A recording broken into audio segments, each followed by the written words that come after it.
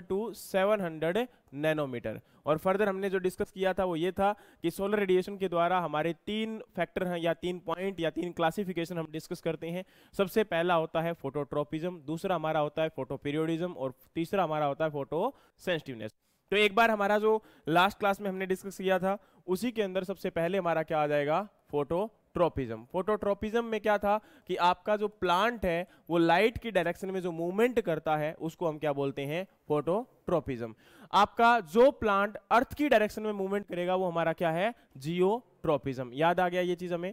दूसरा हमारा फैक्टर यहां पर क्या आता है, फोटोपीरियोडिज्म। फोटोपीरियोडिज्म देखो, फोटो पीरियोडिज्म की अगर हम बात करें यहां पर तो इसका मतलब क्या है, फोटो मतलब लाइट, पीरियड मतलब टाइम यानी कि समय। यहां पर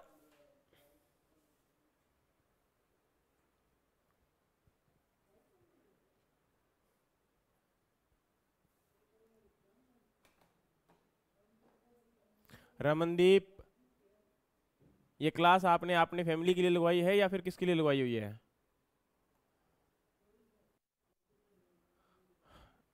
क्या है, फोटो पीरियोडिज्म। फोटो मतलब लाइट, पीरियोडिज्म मतलब टाइम।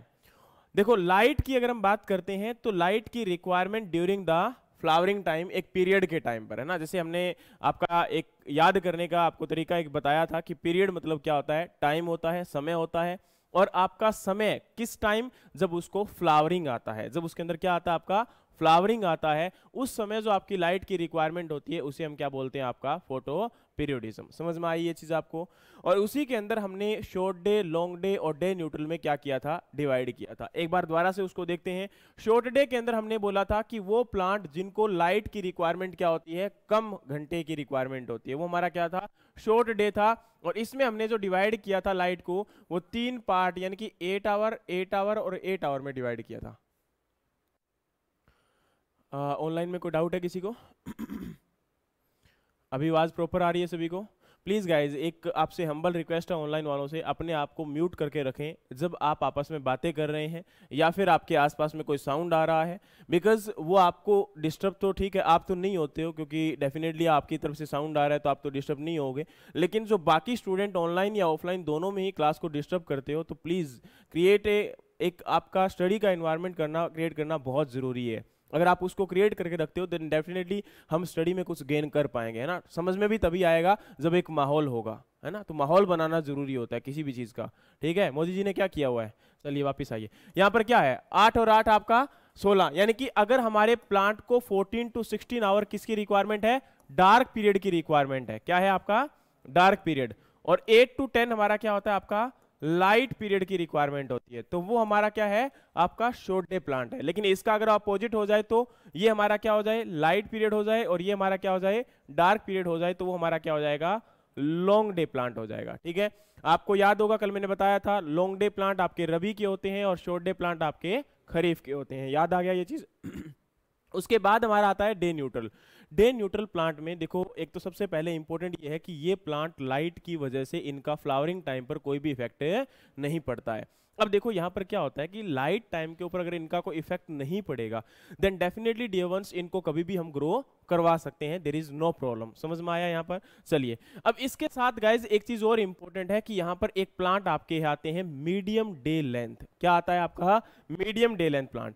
अब ऐसा प्लांट कौन सा होता है, देखो एक ही एग्जांपल इसका होता है। वैसे अब आप जब जैसे एग्जांपल लिखूंगा आप लोग बोलोगे सर ऐसा नहीं होता है, हमने इसको शॉर्ट डे में पढ़ा हुआ है। ठीक है, मैंने क्या बोला कि आपके बोलने से पहले ही बता देता हूं कि जैसे ही ये बताऊंगा आप लोग बोलोगे सर हमने इसको शॉर्ट डे में पढ़ा हुआ है। तो सिंपल सी बात याद रखना कि मीडियम डे प्लांट आपका शुगर केन है, और शुगर केन को यहां पर लाइट की जो रिक्वायरमेंट होती है वो 12 to 14 आवर होती है। कितनी होती है, 12 से 14 घंटे। समझ में आ गई यहां पर ये बात? अब देखो डियर, आपका क्या होता है, वैसे इसको काउंट करते हैं हम किसके अंदर, शॉर्ट डे में। इसका कई बार लिखा होता है फैकल्टेटिव शॉर्ट डे प्लांट। ठीक है, कैसा आपका फैकल्टेटिव शॉर्ट डे प्लांट। इसी प्रकार से आपका एक प्लांट और है जिसको आप नाम देते हो मेज, जिसको आप नाम क्या देते हो, मेज। ठीक है, याद रखना जो आपका मेज का प्लांट है वो हमारा क्या है, डे न्यूट्रल के अंदर हम काउंट करते हैं। किसके अंदर काउंट करते हैं, डे न्यूट्रल में। लेकिन इसको अगर एक्चुअली आप कहीं देखोगे, अच्छी बुक्स के अंदर देखोगे तो इसका भी लिखा हुआ होता है क्या,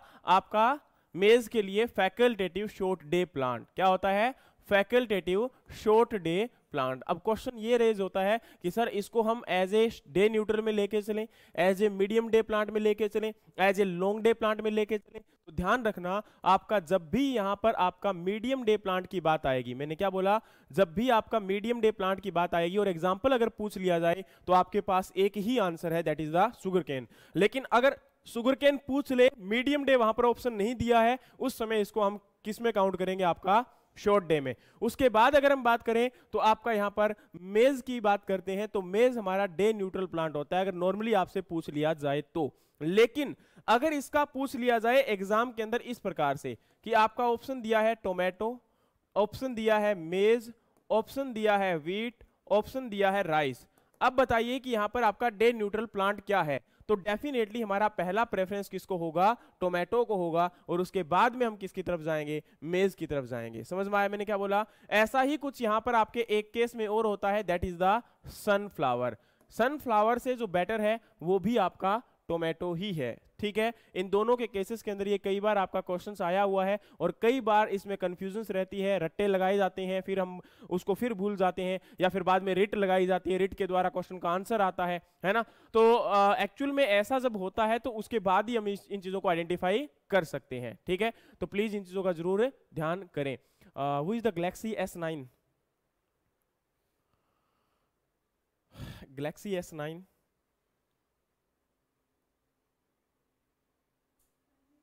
नाम आपका, ओके प्लीज नाम के साथ आप इसको, क्योंकि गैलेक्सी S9 से आइडेंटिफिकेशन नहीं है ना कि कौन है, तो इट्स हम्बल रिक्वेस्ट कि उसके साथ नाम आपका जरूर आए, वहां पर फोन उसको जो है आप चेंज कर सकते हैं। चलिए वापस हम आते हैं अपने पॉइंट के ऊपर कि हमने क्या बोला, डे न्यूट्रल प्लांट। तो याद हो गया अब आपके बाद, इसके बाद तो कोई दिक्कत नहीं आएगी इसमें। एग्जांपल आपके जो है पीपीटी के अंदर आपको मिल जाएंगे, उसको वहां से पढ़ लीजिएगा, या नोट्स के अंदर भी अवेलेबल है, उनको वहां से प्लीज आपका रीड आउट कर लीजिएगा। उसके बाद अगर हम बात करें तो यहां पर आपका आता है फोटो सेंसिटिवनेस। क्या बोला यहां पर, फोटो सेंसिटिव। फोटो सेंसिटिव का मतलब क्या होता है, देखो फोटो मतलब लाइट, सेंसिटिव मतलब सेंसिटिव, है ना। कैसे, देखो यार आप लोगों ने देखा होगा कि आपका सेंसिटिविटी का मतलब क्या होता है। जैसे ये अगर हम बात करते हैं तो आप लोगों ने देखा होगा समटाइम्स छुई मुई का पौधा देखा है सभी लोगों ने, ठीक है, क्या बोलते हैं इंग्लिश में उसको, कैचमिनॉल, कौन सा, चलो आप सब लोग छुई मुई जानते ही होंगे, है ना, मेरे को याद नहीं है नाम इंग्लिश वगैरह में क्या बोलते हैं इसको। तो ठीक है, छुई मुई का पौधा क्या होता है, उसको हाथ लगाते हो तो लीफ इसके क्या हो जाते हैं, क्लोज हो जाते हैं, बंद हो जाते हैं, है ना। तो ऐसा ही कुछ क्या होता है, सेंसिटिवनेस हमारी बॉडी के अंदर भी होती है, प्लांट की बॉडी में भी होती है। जैसे मान के चलिए कुछ लोग जो है, अगर आपका हिमाचल में रहते हैं, आपके जम्मू कश्मीर में रहते हैं, अगर वो लोग वहां से यहां शिफ्ट हो जाएं, कहां पर, आपके हरियाणा में, पंजाब में, यूपी में, बिहार में, राजस्थान में, या फिर कहीं और आपका, तो वो लोग अगर गर्मी को सहन कर पाएंगे, उनमें से क्या होता है, अब यहां पर जब भी हम बात करते हैं तो ऐसा एक वर्ड बोलते हैं यहां पर, एक्लेमेटाइजेशन, बोलते हैं नहीं बोलते। उसका मतलब क्या होता है कि किसी भी जगह पर या किसी भी एनवायरनमेंट के अंदर अपने आप को एडॉप्ट करना। समझ में आया मैंने क्या बोला। जैसे मान के चलिए आप लोग जो है ठंड आपको अच्छी लगती है, यानी कि आप उस एरिया में रहते हो, लेकिन अगर बाय चांस क्या हो, आपको शिफ्ट कहां पर कर दिया मैंने, यहां पर हरियाणा पंजाब में कर दिया, तो अब अगर आप लोगों ने अपने आप को एडजस्ट कर लिया तो वो क्या हो जाएगा आपका, कि आप लोगों ने अपने आप को एक्लेमेटाइज कर लिया। उसी प्रकार से प्लांट को भी आप क्या करवाते हो, एक्लेमेटाइजेशन करवाते हो। अगर प्लांट कहीं दूसरी जगह से आप क्या कर रहे हो, इंट्रोड्यूस कर रहे हो, प्लांट कहीं दूसरी जगह से आप लेके आ रहे हो, ठीक है। तो यहां पर आपका वर्ड जो सेंसिटिव है उससे हम क्या समझना चाहते हैं, देखो आपका सीजन डिवाइड किया जाता है, आपको पता होगा एक रबी सीजन होता है, एक खरीफ सीजन होता है, और एक आपका जायद सीजन होता है। जानते हो नहीं जानते हो। देखो डियर, जब भी इन सीजन की बात करते हैं तो हमें पता है कि इन सीजन के प्लांट को रिक्वायरमेंट होता है कूल क्लाइमेट, इनको रिक्वायरमेंट होता है वार्म एंड ह्यूमिड, ठीक है, या आपका अप्रोक्सीमेटली वार्म। और ये हमारे जो होते हैं समर सीजन के प्लांट होते हैं, जिनको आपका ह्यूमिडिटी कम और आपका वार्म टेम्परेचर जो होता है ज्यादा रिक्वायर्ड होता है। समझ में आया, है ना। तो अब हमें ये बात समझ में आई कि ये जो प्लांट है इनको कूल क्लाइमेट की रिक्वायरमेंट है, और क्या इनको एक पर्टिकुलर टाइम पे रिक्वायरमेंट है या ड्यूरिंग द सीजन रिक्वायरमेंट है इसकी, ड्यूरिंग द सीजन रिक्वायरमेंट होती है। अगर आपका आधे सीजन हम कूल टेम्परेचर रख लें और आधे सीजन वार्म टेम्परेचर रख लें तो क्या ये ग्रो कर पाएगा कभी भी, नो। इसके लिए हम पर्टिकुलरली आपका टाइम डिसाइड करके रखते हैं कि हमारी जो रबी सीजन की क्रॉप होती है, these crops are grown at the time of October and November. October and November means October के एंड में और नवंबर के स्टार्टिंग में। कई बार बोलते हैं second fortnight of October and first fortnight of November. Fortnight means 15 days, 15 दिन, है ना। और आपका यहां पर अगर सेकंड फोर्टनाइट है मींस नेक्स्ट 15 से 31 या 15 से 30 तारीख। और आपका फर्स्ट फोर्टनाइट है इट मींस फर्स्ट से आपका 15 जो आपका नवंबर या फिर आपका अक्टूबर। ये हमारा क्या हो जाएगा यहाँ पर आपका जो है रबी क्रॉप के लिए या फिर आपका खरीफ क्रॉप के लिए अगर हम बात करें तो यहाँ पर हम क्या बोलते हैं कि इनको हम प्रोपेगेट करवाते हैं कब? जून के अंदर। कब प्रोपेगेट करवाते हैं? जून के अंदर। जून आपका एंड अप्रोक्सीमेटली जो होता है इसके लिए आपका ऑप्टिमम टाइम होता है सोइंग के लिए। यस और नो? अरे भाई यस और नो? अब बोलोगे सर कॉटन ग्रो करवाते हैं, डेफिनेटली कॉटन। अब देखो यहां पर क्या है कि कुछ क्रॉप को अगर प्रैक्टिकली लेके आया जाए या फिर प्रैक्टिकल लेवल पर हम आए यहां पर, तो क्योंकि अब उनका टाइम पीरियड जो है आपकी कॉटन की क्रॉप को इनिशियल डेज में टेम्परेचर कम आपका जो है रिक्वायर्ड होता है, उस समय अगर टेम्परेचर हाई कर दिया तो वहां पर क्या हो जाएगा? क्रॉप आपकी खराब हो सकती है, आपका सीड जो होगा वो जर्मिनेट प्रॉपर नहीं कर पाएगा। आप लोगों ने देखा होगा कई बार कॉटन जो है वो हाई टेम्परेचर की वजह से खराब हो जाता है। कई बार आपने अगर आपने क्रॉप को लेट सोइंग कर दिया, आफ्टर मई कर दिया, तो जून के अंदर बहुत ज्यादा आपकी क्या होती है? गर्मी होती है, टेम्परेचर ज्यादा होता है। उस समय अगर आपने क्रॉप को ग्रो करवा दिया तो अब आपका रीजन क्या है सोचने का? आपका रीजन इसलिए है सोचने का क्योंकि आप हरियाणा में रहते हो, लेकिन आपका अगर टेम्परेचर कंडीशन देखी जाए और वाटर कंडीशन देखी जाए तो उसकी एक्चुअल क्या है उसके अकॉर्डिंग हम उसका डिसाइड करते हैं सोइंग टाइम, उसके अकॉर्डिंग उसको डिसाइड करते हैं उसका टेम्परेचर कंडीशन, उसके अकॉर्डिंग उसकी ऑप्टिमम कंडीशन को डिसाइड करते हैं उसका जो है आपका टेम्परेचर, लाइट, हर चीज को उसके अकॉर्डिंगली डिसाइड किया जाएगा। आपके एरिया में कब ग्रो करवाया जा रहा है इसके अकॉर्डिंग आप कभी भी उसको डिसाइड नहीं कर सकते हो। जैसे अगर मैं बात करता हूं मेज की, मेज डेफिनेटली हम लोग ग्रो करवाते हैं, लेकिन मेज एक्चुअल में उसका ओरिजिन जो है वो कहां से है? आपका अमेरिका, सेंट्रल अमेरिका, मैक्सिको, वहां से ये हमारा इंडिया में क्या करवाया गया? इंट्रोड्यूस करवाया गया। हम यहां पर इसको लेके आए। अब आप लोगों को पता है वो आपका कंट्री कौन सा है? यूरोपियन कंट्री है। यूरोपियन कंट्रीज कूल कंट्रीज हैं या फिर वार्म कंट्रीज हैं? Definitely these are the cool countries. और उन कंट्रीज की अगर हम बात करें तो वहां पर आपका टेम्परेचर ऑलमोस्ट जो होता है वो आपका नॉर्मल रहता है, 15, 20 या फिर इस टाइम रहता है। उन लोगों ने वहां पर वो आपका खरीफ में ग्रो करवाते हैं, क्योंकि अगर मेज क्रॉप को आप लोगों ने नाइट के टाइम पर टेम्परेचर कितना कर दिया? 15 डिग्री सेल्सियस से कम कर दिया, तो उस केस में आपका क्रॉप क्या हो जाएगा? फेल हो जाएगा। मैंने क्या बोला? उस केस में क्रॉप क्या हो जाएगा? आपका फेल हो जाएगा। तो नाइट का टेम्परेचर हमेशा मेज के लिए 15 से ज्यादा रहना चाहिए। समझ में आया मैंने क्या बोला? तो ये है आपका हर एक क्रॉप का इसी प्रकार से सिस्टम। तो यहां पर एक चीज बहुत ध्यान से सुनना कि हमारा जो फोटो सेंसिटिव है उसका मतलब क्या है। उसका मतलब ये है कि जब हम सीजनल क्लासिफिकेशन करते हैं आपकी क्रॉप का, तो वो फोटो सेंसिटिविटी के बेस पे करते हैं। And photo sensitivity is not identify on a particular day and particular time period, it is based on the whole season, whole life cycle of that particular plant, and according to that क्या होगा? हम उसको आपका classify करेंगे रबी crop, खरीफ crop और आपका जायद season. और दूसरी बात अगर हम बात करें यहां पर तो पेरिनियल क्रॉप की बात आएगी।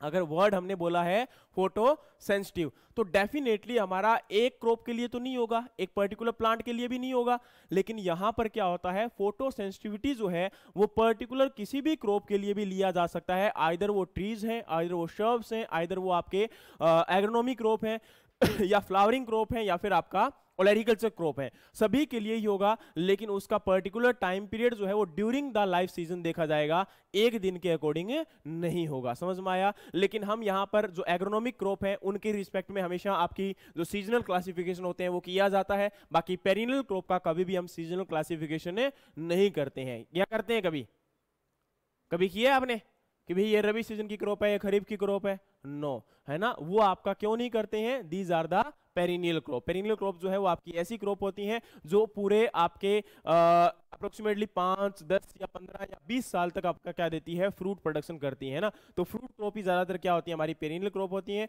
या फिर जो फॉरेस्ट ट्रीज होते हैं वो हमारे क्या होते हैं? पेरिनियल क्रॉप होती हैं। अब जब वर्ड आता है आपका एनुअल, बाइनियल और पेरिनियल, है ना, ये वैसे तो हम क्लासिफिकेशन में करते हैं, लेकिन यहां पर वर्ड आ ही गया आपका एनुअल, बाइनियल और पेरिनियल क्रॉप का। ठीक है, एनुअल, बाइनियल और पेरिनियल, सॉरी। तो इसका याद रखना, यहां पर जब भी हम बात करेंगे ये आपका क्लासिफिकेशन जो होता है एनुअल, बाइनियल और पेरिनियल का, वो कैसे किया जाता है। तो याद रखना एक क्रॉप अपने लाइफ का कितना टाइम स्पेंड करती है, यहां पर उसको हम क्या बोलते हैं, आपका एनुअल क्रॉप। जैसे कि अगर एक क्रॉप ने लेस देन 1 ईयर में अपना लाइफ साइकिल पूरा कर लिया, क्या बोला मैंने, अपना पूरा का पूरा life cycle less than 1 year में पूरा कर लिया, उसे हम क्या बोलते हैं, एनुअल क्रॉप बोलते हैं। अगर किसी भी क्रॉप ने आपका 1 से 2 साल टाइम लिया, मतलब 1 साल से ज्यादा और 2 साल से कम, सो वो आपका क्या होगा, बाइनियल क्रॉप होगा। और किसी भी क्रॉप ने अगर 2 साल से ज्यादा टाइम ले लिया तो वो हमारा क्या हो जाएगा, पेरिनियल क्रॉप हो जाएगा। ध्यान से सुनिएगा एक बार मेरी फिर से बात, यहां पर आपका एनुअल, बाइनियल और पेरिनियल जो डिवाइड किया जाता है, डिसाइड किया जाता है, that is totally depend on the how much time period that particular crop is living their life. अब आप लोग बोलोगे सर हम जो है अनियन को ज्यादा से ज्यादा टाइम लगाते हैं, कितना, 3 महीने, ठीक है, और 3 महीने में या 4 महीने में उसको क्या कर लेते हैं, हार्वेस्ट कर लेते हैं। तो आपका ये क्रॉप तो बाइनियल में आती है, लेकिन आपने इसको क्या बताया यहां पर है, जो है ये क्रॉप आपका एक्चुअल में 3 महीने के अकॉर्डिंग तो किस में जाना चाहिए, एनुअल में जाना चाहिए। लेकिन रीजन सुनना ध्यान से, आपके अकॉर्डिंग आप कैसे उसको यूज कर रहे हो, आप किस पर्पज के लिए उसको यूज कर रहे हो, उसके अकॉर्डिंग कभी भी एनुअल, बाइनियल और पेरिनियल नहीं होता है। याद रखना जब भी हम बात कर रहे हैं तो एक प्लांट आपका जब प्रोडक्शन कर रहा है, चाहे वो सीड प्रोडक्शन कर रहा है, चाहे वो आपका फ्रूट प्रोडक्शन कर रहा है, दोनों ही प्रोडक्शन उसके जो होते हैं उसकी खुद की लाइफ के लिए होते हैं, वो आपको स्टेबल करने के लिए नहीं होते हैं। आप अपने इकोनॉमिक पर्पस के लिए उसको यूज करते हो, वो अलग बात है, लेकिन एक्चुअल में उसका लाइफ साइकिल जो होता है वो उसकी पूरी लाइफ टाइम कितना वो स्पेंड करेगा उसके अकॉर्डिंग होता है। कैसे बताता हूं, जैसे मान के चलिए बाय चांस 25 की उम्र में किसी भी पर्सन की डेथ हो गई, 23 साल की उम्र में भगत सिंह फांसी पे चढ़ गया था, यस और नो। अगर 23 साल की उम्र में वो भगत सिंह फांसी पे चढ़ गए थे तो डेफिनेटली क्या उनकी उम्र उतनी थी, क्या आगे वो नहीं जी सकते थे क्या? डेफिनेटली अगर वो आपका फांसी नहीं दी जाती उनको तो वो आपका ज्यादा उम्र भी निकाले सकते थे, लेकिन 23 साल की उम्र में उनको फांसी दे दी गई तो उसके अकॉर्डिंग ये नहीं कि उसकी लाइफ उतनी ही थी। वही बात आप कर रहे हो, आपके अनियन को आप फांसी दे रहे हो, है ना, कब, जब वो 3 महीने का हो जाता है, लेकिन एक्चुअल में उसका जो लाइफ होगा वो क्या होगा, वो आपका ग्रो करेगा, प्लांट के अंदर ग्रोथ होगी और ग्रोथ करने के बाद उसके अंदर सीड आएगा, सीड आने के बाद वो आपका मैच्योर हो जाएगा और अल्टीमेटली खुद ही डाई हो जाएगा। वो हमारा लाइफ साइकिल पूरा होता है। समझ में आया मैंने क्या बोला? लाइफ साइकिल का मतलब वो होता है और उसी के अकॉर्डिंग हम उसको क्या करते हैं, डिवाइड करते हैं आपके प्लांट को, किस कंडीशन में, एनुअल, बाइनियल और पेरिनियल में। समझ में आ गया होगा, है ना। तो किसी भी क्रॉप का अगर 1 से 2 साल के बीच में टाइम लिया गया तो वो बाइनियल है और 2 साल से ऊपर टाइम लिया गया तो वो पेरिनियल है। लेकिन हमारी जितनी भी क्रॉप्स होती हैं ज्यादातर वो हमारी क्या होती हैं, आपकी एग्रोनॉमिक क्रॉप की अगर हम बात करें तो वो क्या है, आपकी एनुअल है। क्या है आपकी, ज्यादातर एनुअल है, क्योंकि आप ऑलरेडी उनको बोलते हो रबी क्रॉप, खरीफ क्रॉप और आपका जायद क्रॉप। डेफिनेटली वो एक पर्टिकुलर सीजन में अपना लाइफ साइकिल पूरा कर रही है, तो वो सारी की सारी क्या है, आपकी एनुअल क्रॉप है। अब आप लोग बोलोगे सर कि अगर किसी ने 3 महीने लिए तो, 4 महीने लिए तो, 5 महीने लिए तो अप टू 1 ईयर सारी की सारी किस में आएंगी, एनुअल में आएंगी। समझ में आ गया? यहाँ पर कॉटन है उसका अप्रोक्सीमेटली अगर माने तो 5 मंथ लग जाते हैं, यस और नो। कॉटन को हार्वेस्ट करने में 5 मंथ अप्रोक्सीमेटली लग जाते हैं। लेकिन उसी प्रकार से राइस की बात करें तो ये कितने दिन में, आपके 120 डेज में क्या हो जाती है, हार्वेस्ट कर ली जाती है। ठीक है, उसी प्रकार से अगर हम बात करें यहाँ पर तो आपका वीट क्रॉप है, तो वीट क्रॉप भी इसी प्रकार से 120, 110, 115 से लेके 120 डेज के अंदर क्या कर ली जाती है, हार्वेस्ट कर ली जाती है। तो इसका आपका अलग अलग वेराइटीज का फंडा अलग होता है। कुछ वेराइटीज आपकी अर्ली मैच्योरिंग वेराइटी, इसीलिए तो हम लोग क्या बोलते हैं, अर्ली मैच्योरिंग वेराइटी। अरहर की बात करते हैं, पिजन पी की बात करते हैं, तो पिजन पी कितना टाइम लेती है अप्रोक्सीमेटली, 5 मंथ्स लेती है। कितने, 5 मंथ्स, है ना, 5 मंथ्स ले जाती है। लेकिन अभी आपका अरहर की एक वैरायटी है उपास 120, उपास 120, वो क्या है, आपकी अर्ली मैच्योरिंग वैरायटी है। तो ऐसे क्या होते हैं कि आपके क्वेश्चन जब भी आएंगे तो टिपिकली ये नहीं कि आप लोगों से पर्टिकुलरली कोई क्वेश्चन पूछ लिया जाएगा। अब डेफिनेटली हम क्रॉप को जब पढ़ेंगे तो उनको हम कवर करेंगे, लेकिन अगर हम जनरली भी इनको याद कर रहे हैं तो इन टर्म्स को हमें अपने माइंड में रखना है और इन वेराइटीज को भी माइंड में रखना है, ताकि अगर ये बार बार रिपीट हो रही हैं तो डेफिनेटली इनसे क्वेश्चन पूछा जाना भी स्वाभाविक हो सकता है। ठीक है, तो इसीलिए जब भी आप स्टडी कर रहे हैं तो ये बहुत इंपॉर्टेंट है डियर कि इनके ऊपर फोकस करें। ये पॉइंट जो आपके सामने आ रहे हैं इनको आप रेगुलरली स्टडी करें। ठीक है, चलिए ऑनलाइन वालों समझ में आ रहा है कि नहीं आ रहा है, पहले ये बता दो। सभी लोग बताइए प्लीज यार, एक नहीं।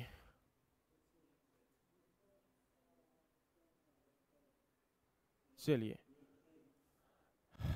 तो अब जो है आपका अगला पार्ट यहां पर डिस्कस करते हैं। तो फोटो सेंसिटिविटी हो गया। चलिए सोलर रेडिएशन, अब देखो यहां पर ना सोलर रेडिएशन और ह्यूमिडिटी का एक रिलेशनशिप है। तो पहले मैं ह्यूमिडिटी की बात ही नहीं करूंगा और सोलर रेडिएशन के साथ जो रिलेशनशिप है वो भी हम डिस्कस नहीं करेंगे। पहले हम टेम्परेचर को डिस्कस करेंगे और फिर हम इन दोनों के बारे में डिस्कशन करेंगे। समझ में आया मैंने क्या बोला? देखो जैसे क्या होता है, कई बार आप लोगों ने देखा होगा कि आपका अब एक मेल है एक फीमेल है, तो हम वही बात इसके साथ मान लेते हैं कि दोनों गर्लफ्रेंड बॉयफ्रेंड है ना।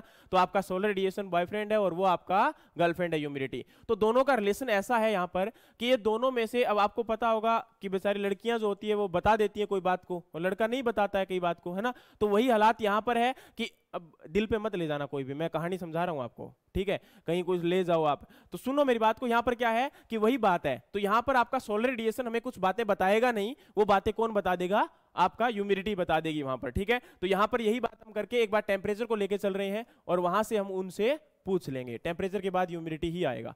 देखो टेम्परेचर में क्या होता है, आप सब लोग जानते हो टेम्परेचर के अंदर कंडीशन क्या रहती है। कोई भी चीज कितनी कूल है या कितनी हॉट है वो हमारा क्या होगा यहाँ पर? टेम्परेचर होगा। मैंने क्या बोला? कोई भी चीज कितनी कूल या कितनी हॉट है वो हमारा क्या होगा यहाँ पर? टेम्परेचर होगा, ठीक है। तो देखो आपका यहाँ पर टेम्परेचर की जब हम बात करते हैं तो एक वर्ड यूज करते हैं, that is the cardinal temperature. What is that? ठीक है। कार्डिनल टेम्परेचर जो होगा वो क्या होता है? ये तीन कंडीशंस को या तीन टेम्परेचर को क्या करता है? कॉम्प्राइज करता है। कैसे? देखो सबसे पहले आपका यहां पर हम बात करें तो आपका होता है मिनिमम टेम्परेचर। क्या होता है? मिनिमम। दूसरा आपका होता है ऑप्टिमम टेम्परेचर और तीसरा आपका होता है मैक्सिमम टेम्परेचर। ये तीन कंडीशंस रहती हैं। कोई भी क्रॉप आपकी ग्रो करवाई जाती है तो वो इन तीन कंडीशंस के ऊपर ग्रो करवाई जाती है, ठीक है। कैसे? देखो यहां पर मैं सिंपल सी बात करूं तो आप लोगों के लिए मैं बोलता हूं कि अगर आप लोग जो है मिनिमम कितना टेम्परेचर जो है सहन कर सकते हो, बियरेबल कैपेबिलिटी कितनी है। आप लोग बोलोगे सर 5 से 10 हो जाए तो ठीक है, उसके बाद तो मर ही जाऊंगा मैं, है ना। तो वो आपके लिए क्या हुआ? एक मिनिमम टेम्परेचर। उसके बाद मैक्सिमम क्या हुआ कि सर इतने टेम्परेचर पे मैं सरवाइव कर सकता हूं, इससे ऊपर अगर टेम्परेचर हुआ तो मैं सरवाइव नहीं कर पाऊंगा। सेम बात यहां पर आपके लिए किसके लिए होती है? आपकी जो है क्रॉप के लिए होती है कि क्रॉप का अगर मिनिमम टेम्परेचर जितना दिया जा रहा है वो अगर हुआ तो ठीक है, अगर उससे कम अगर हो गया तो डेफिनेटली वो क्रॉप क्या हो जाएगी? आपकी फेल हो जाएगी।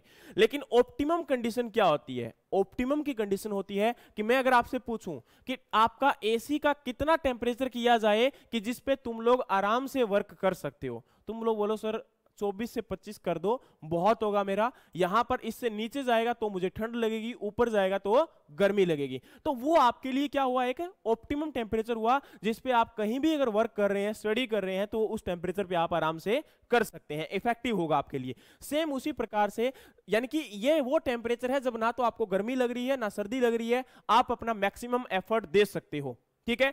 उसी प्रकार से अगर आप लोगों ने देखा यहां पर तो आप लोगों को पता होगा कि किसी भी क्रॉप के लिए अगर आपका टेम्परेचर ज्यादा ऊपर या ज्यादा नीचे होता है तो उस केस में आपकी क्रॉप फेल हो सकती है। लेकिन यहां पर हमेशा याद रखना, एक सिंगल टेम्परेचर पर तो डेफिनेटली आप रख नहीं सकते हो क्योंकि इतना बड़ा एनवायरमेंट है, एनवायरमेंट के अंदर आप कंट्रोल नहीं कर सकते हो। अगर कंट्रोल होता तो हम प्रोटेक्टेड कल्टीवेशन वर्ड ही क्यों लेके आते? प्रोटेक्टेड कल्टीवेशन इसीलिए तो लेके आया गया था क्योंकि हम बाहर के एनवायरमेंट में कभी भी कंट्रोल नहीं कर सकते, क्योंकि पूरा का पूरा जो क्लाइमेट होता है दैट इज अनकंट्रोलेबल, है ना। तो यहां पर क्या बोला कि अब कुछ लोग क्या बोलेंगे कि सर हम बारिश खुद करवा सकते हैं, कंट्रोल कर सकते हैं, हम ये कर सकते हैं। तो सिल्वर आयोडाइड आपका डेफिनेटली यूज किया जाता है और उसके द्वारा आपका यहां पर बारिश भी की जाती है, क्लाउड सीडिंग की जाती है, but that is done only in the China and there after this has been stopped because still now जब आपका एक्सपेरिमेंट किया गया था उस टाइम से लेके आज तक चाइना में जिस जगह ये एक्सपेरिमेंट किया गया था वहां पर पूरा का पूरा जो क्लाइमेट है वो पूरा का पूरा क्या है? डिस्टर्ब्ड है।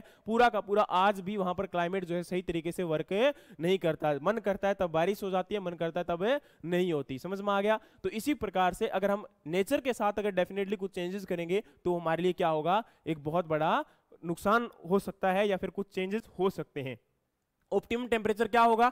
ऑप्टिमम टेम्परेचर हमारा जिसके आपके ऊपर क्रॉप मैक्सिमम एफर्ट देगी, मैक्सिमम प्रोडक्शन देगी, मैक्सिमम प्रोडक्टिविटी देगी। याद रखना यहां पर आपका एक टेम्परेचर बोला जाता है मिनिमम। मिनिमम के साथ याद रखना क्या बोलते हैं हम? Base temperature. और एक वर्ड हम यहां पर बोलते हैं थ्रेशोल्ड टेम्परेचर। क्या बोलते हैं? Threshold temperature. ये तीनों एक ही बात होती है, किसी तीसरी चीज का नाम है नहीं है। मिनिमम टेम्परेचर, बेस टेम्परेचर या आपका थ्रेशोल्ड टेम्परेचर, ये एक ही बला का नाम है जिसका नाम है आपका मिनिमम। ठीक है, ये चीज को हमेशा याद रखना कि सबसे कम टेम्परेचर जो होगा वो हमारा क्या है? आपका बेस या फिर आपका थ्रेशोल्ड। जैसे आप लोग, सबसे सिंपल सी बात है, अगर मैं आपको बोलता हूं तो आपने बेस सुना होगा, पिज्जा का बेस है ना? तो पिज्जा का बेस होता है, उसके ऊपर क्या होती है? टॉपिंग्स आपकी की जाती है। कभी आपके ऊपर पनीर लगा दिया जाता है, कभी उसके ऊपर कुछ और, टोमेटो, अनियन, है ना? ये कुछ क्या होती है? टॉपिंग्स होती हैं। लेकिन बेस होना बहुत जरूरी है। तो उस पिज्जा का सबसे नीचे का पार्ट क्या है? आपका बेस, यानी कि वो मिनिमम आपका लेवल है। समझ में आ गया यहां पर? चलिए, उसके बाद थ्रेशोल्ड। थ्रेशोल्ड आपको याद होगा, इकोनॉमिक थ्रेशोल्ड लेवल, कभी आपने पढ़ा होगा जब आप इंसेक्ट की बात करते थे।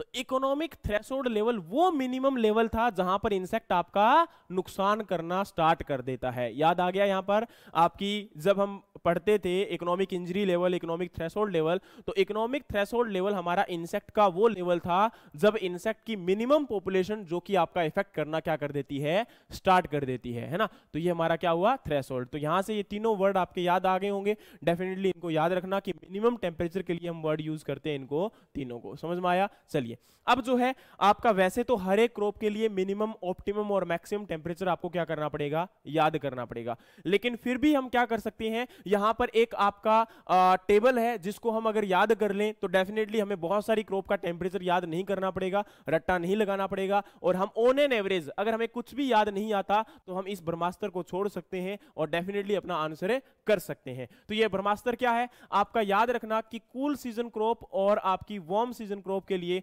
हम आपका मिनिमम टेम्परेचर और आपका ऑप्टिमम टेम्परेचर और आपका मैक्सिमम टेम्परेचर हम क्या करेंगे? यहां पर लिख लेंगे। सबसे पहले आपका वार्म सीजन क्रॉप और यहां पर आपकी कूल सीजन क्रॉप के लिए आ जाएगा। वार्म सीजन क्रॉप के लिए मिनिमम टेम्परेचर जो होता है वो क्या होता है आपका? 10 to 12 डिग्री सेल्सियस या 10 से 15 डिग्री सेल्सियस। कितना लिख सकते हो आप लोग? 10 to 15 डिग्री सेल्सियस। ये हमारा क्या होता है? मिनिमम टेम्परेचर होता है किसके लिए? वार्म सीजन क्रॉप के लिए। लेकिन अगर इसकी बात कर दे तो क्या हो जाएगा? वेरी गुड, 0 से 5 डिग्री सेल्सियस। और अगर हम बात करते हैं ऑप्टिमम टेम्परेचर तो कितना होगा आपका? वेरी गुड, 25 से 30। ये हमारा क्या होता है? वार्म सीजन क्रॉप के लिए आपका ऑप्टिमम टेम्परेचर होता है। लेकिन इसकी बात करेंगे तो क्या हो जाएगा? 20 से 25। ये हमारा क्या हो जाएगा? इसके लिए ऑप्टिमम टेम्परेचर हो जाएगा। अगर इसकी बात करें तो मैक्सिमम टेम्परेचर आपका वार्म सीजन क्रॉप के लिए 40 to 45 डिग्री सेल्सियस, और ये हमारा क्या हो जाएगा? 35 से 40 डिग्री सेल्सियस। ये हमारा वो ब्रह्मास्त्र है। अगर हमें किसी क्रॉप का पता है कि वो वार्म सीजन की क्रॉप है या आपका जो है कूल सीजन की क्रॉप है, तो हम डेफिनेटली उसका आंसर कर सकते हैं। अगर हमें नहीं पता है तो इन बिटवीन या इसके पास में हम आंसर कर देंगे तो 99% हमारा आंसर सही हो जाएगा। अब दिक्कत कहां आती है? 1% में दिक्कत कहां है? तो 1% में दिक्कत होता है एक्सेप्शनल में। जैसे कि आपका मेज याद है आप सब लोगों को? मेज में मैंने अभी 2 मिनट पहले ही आपको बताया था कि मेज के लिए एक्चुअल में आपका जो है टेम्परेचर, देखो वार्म सीजन की क्रॉप है, खरीफ क्रॉप है ये, तो आपका ऑप्टिमम टेम्परेचर कितना होना चाहिए? 25 से 30 डिग्री सेल्सियस। लेकिन याद रखना इसके लिए जो आपका मेज का ऑप्टिमम टेम्परेचर होता है वो 22 से 24 डिग्री लिखा होता है, 22 to 24 डिग्री सेल्सियस। अब बोलोगे सर कहां लिखा होता है, ऐसी दिखाइए हमें। आप कुछ नहीं करना, IRI की वेबसाइट पे जाइए और मेज के लिए ऑप्टिमम टेम्परेचर सर्च करिए, आपको मिल जाएगा। ठीक है, किसी कहीं जाने की रिक्वायरमेंट नहीं है, आप खुद सर्च करिए, आपको आंसर जो है इसका मिल जाएगा। और भी बहुत सारी जो अच्छी बुक्स हैं उनके अंदर इसका यही लिखा होता है और डेफिनेटली आप लोगों को पता भी होगा, है ना? तो ये हमारा क्या हुआ? मेज का ऑप्टिमम टेम्परेचर हुआ, जो कि कहीं ना कहीं क्या है आपका ऑप्टिमम टेम्परेचर इसके अंदर नहीं आता है, तो ये क्या हो गया आपका? एक्सेप्शनल हो गया। तो इसके लिए आपका आंसर गलत हो जाएगा। बाकी किसी भी क्रॉप के लिए चेक कर लीजिए, देखते हैं कैसे। जैसे राइस के लिए अगर हम बात करते हैं तो राइस के लिए आपका मिनिमम टेम्परेचर कितना होता है बेटा? 12 डिग्री सेल्सियस। कितना होता है? 10 से 12 डिग्री सेल्सियस। उसके बाद अगर हम बात करें तो इसके लिए मैक्सिमम टेम्परेचर कितना होता है? 42 to 44 डिग्री सेल्सियस। और आपका ऑप्टिमम टेम्परेचर कितना होता है यहां पर अगर हम बात करें तो 32 डिग्री सेल्सियस। यही तो होता है क्या? या कई बार जो रेंज लिखी होती है कितनी? 28 से 32 डिग्री सेल्सियस। तो जरा चेक करते हैं, वापस आते हैं हमारी बात के ऊपर। यहां पर हमने क्या बोला? राइस यहां पर आ जाएगा 10 से 12, तो 12 डिग्री सेल्सियस अभी बोला था आपको। इसके बाद ये ऑप्टिमम कितना हो गया 28 से 32, तो अप्रोक्सीमेटली इसके पास आ गया। नेक्स्ट अगर इसकी बात करते हैं तो यहाँ पर क्या आ गया आपका 42 टू 44, तो डेफिनेटली आंसर आ गया हमारा कि इसके इन बिटवीन है। इसी प्रकार से अगर बात करें हम यहाँ पर तो आपका वीट की डिस्कशन करते हैं, तो वीट के लिए ऑप्टिमम टेम्परेचर आपका मिनिमम टेम्परेचर कितना होता है आपका 4.5 डिग्री सेल्सियस, ठीक है 4 to 5 डिग्री सेल्सियस। तो याद होगा कूल के लिए हमने अभी टेम्परेचर लिखा था 0 to 5 डिग्री सेल्सियस, तो इन बिटवीन आ गया कि नहीं आ गया। उसके बाद अगर हम बात करते हैं तो ऑप्टिमम की बात करते हैं, तो ऑप्टिमम इसका कितना होता है 20 से 24 डिग्री सेल्सियस, और आपका कूल सीजन के लिए कितना होता है 20 से 25 डिग्री सेल्सियस। समझ में आया। अगला अगर हम बात करें तो मैक्सिमम की बात करते हैं, मैक्सिमम इसके लिए कितना होता है आपका अप्रोक्सीमेटली 34 से 36 डिग्री सेल्सियस के करीब होता है, या फिर कई बार हम इसको बोल देते हैं कि ये हमारा कितना सहन कर लेगा आपका 38 डिग्री सेल्सियस तक। तो यहां पर अगर हम बात करें तो कितना था 35 टू 40 डिग्री सेल्सियस। तो बताइए है या नहीं है इसके आसपास। तो याद रखना ये हमारा क्या होता है आपका अलग अलग क्रॉप के लिए कंडीशंस होती हैं। अब देखो मेज अगर हम बात करते हैं तो मेज आपका केरला को छोड़कर ऑल ओवर इंडिया में कहीं भी ग्रो करवाया जा सकता है। मैंने क्या बोला, मेज आपका केवल केरला को छोड़कर ऑल ओवर इंडिया में कहीं भी ग्रो करवाया जा सकता है। राइस ऐसी क्रॉप है जो कश्मीर से लेके कन्याकुमारी तक ग्रो करवाई जाती है। समझ में आया, यस और नो। तो ऐसा आपका हर क्रॉप के अंदर होता है। अब आप लोग बोलोगे सर एक्चुअल में तो ये वार्म सीजन क्रॉप थी, लेकिन आपने बोल दिया कि कश्मीर से लेके कन्याकुमारी तक ग्रो करवाई जा रही है। कश्मीर में टेम्परेचर बहुत कूल होता है, तो याद रखना ओराइजा स्टाइवा के अलावा भी स्पीसीज हैं। ओराइजा ग्लैब्रिमा है, और क्या है आपकी ओराइजा जैपोनिकम है, जो कि कहां होती है टेम्परेट क्रॉप होती है, टेम्परेट स्पीसीज होती है। पता आया। देखो यहां पर क्या है एक्सेप्शनल हर चीज के लिए है, मैं बार बार बोल रहा हूं आपका, ठीक है। जब भी इन चीजों को याद कर रहे हो तो एक बार थोड़ा सा माइंड में हमें ऑप्टिमम को भी देखना पड़ेगा, मिनिमम को भी देखना पड़ेगा, मैक्सिमम को भी देखना पड़ेगा। इसके साथ साथ हमारे जो एक्सेप्शनल पॉइंट है उनको भी हमें फोकस करना पड़ेगा। जैसे पर्टिकुलर क्रॉप के अंदर क्या क्या पॉइंट है, डेफिनेटली जब क्रॉप को डिस्कस करेंगे तो उस समय हम उनको कवर कर लेंगे। लेकिन हम जब स्टडी कर रहे हैं और टेम्परेचर के बारे में बातें कर रहे हैं तो एक बार हमारे माइंड में उसका थोरोली रिव्यू जरूर होना चाहिए, जिससे क्या होगा कि आने वाले टाइम में जब हम क्रॉप को स्टडी करेंगे तो हमारे माइंड में ये डिस्ट्रक्ट नहीं रहेगी कि एक्चुअल में इसको हमें कैसे याद करना है और कैसे हमें इसके लिए फॉलो करना है किसी चीज को या पर्टिकुलर किसी टेम्परेचर को। तो उसके लिए हमारे सबसे लिए इंपॉर्टेंट क्या है कि एक बार इनको थोरोली रिव्यू ले लो यहां से जब टेम्परेचर को स्टडी कर रहे हैं। समझ में आ गया यहां पर, यस और नो। ऑनलाइन वालों आवाज आ रही है कि नहीं आ रही, जिंदा हो गया।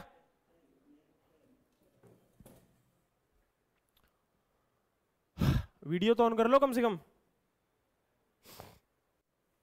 तुम लोगों को बार बार बोलना पड़ता है ना।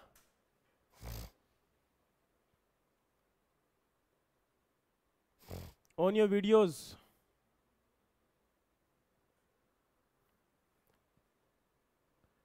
अरे महान आत्माओं कर लो।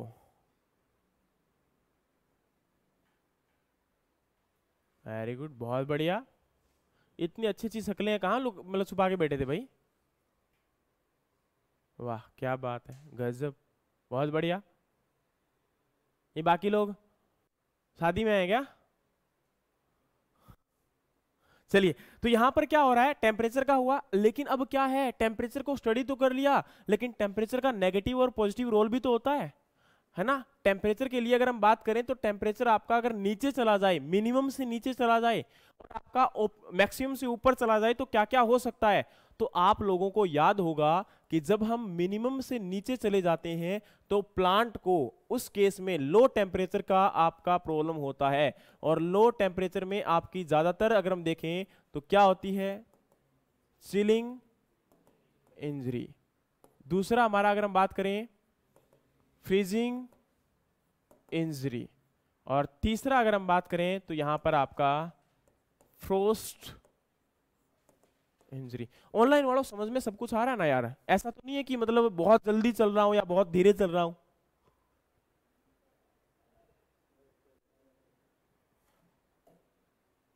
भाई दो की हाँ सभी की हाँ हो सकती है ना। तो कहते हैं ना कि आप सवारी अपने सामान की खुद जिम्मेदार है। चलिए आ रहा है तो अच्छी बात है। चिलिंग इंजरी, फ्रीजिंग इंजरी और आपका यहां पर है फ्रोस्ट इंजरी। ध्यान से सुनना, देखो चिलिंग, बियर चिल्ड पीते हो या फिर मतलब फ्रीज पीते हो? वाह महान आत्माएं, है ना। बियर का नाम आते ही याद है तो मतलब, है ना, कि सर किस टाइम याद दिला दिया, है ना, और वो भी नवरात्रों के टाइम। ना ना ना ना।